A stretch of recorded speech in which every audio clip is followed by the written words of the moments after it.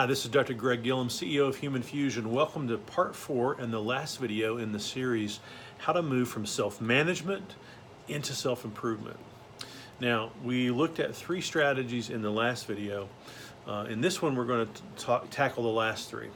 Number 1 is to make a plan.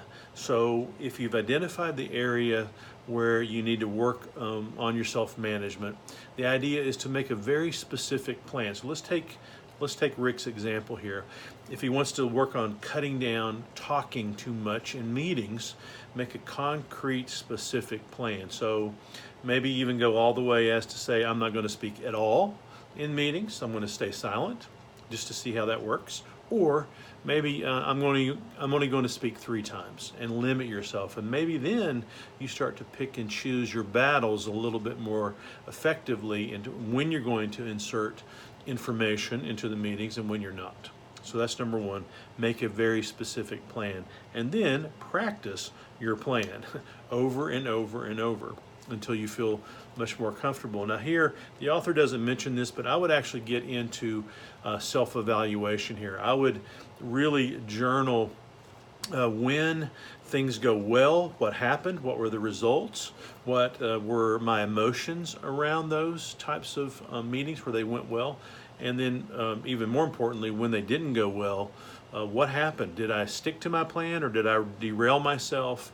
What happened? What were the emotions? And that way, when you're evaluating those types of things, it's easier to change courses as you're continuing to practice. And then the final step is to sort of repeat the process, right? So this is where we're going to make this a tool in our leadership/management tool belt. So we're going to use this over and over. And I would specifically say that when you look at areas where you're being ineffective and you're having an emotional reaction, either you are or someone else is very emotional about something, I think that's a good place to look at this particular tool and these particular processes to start working on a specific plan, looking at your self-management and if you're doing it or not. So it's easy to fall into habits that feel safe, feel familiar, they feel good.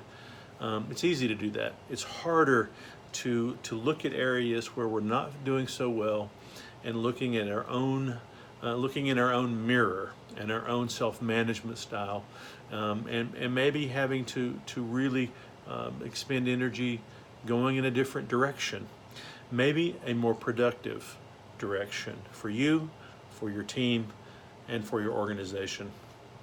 I hope you've enjoyed this article review as much as I have. I think it's been very helpful.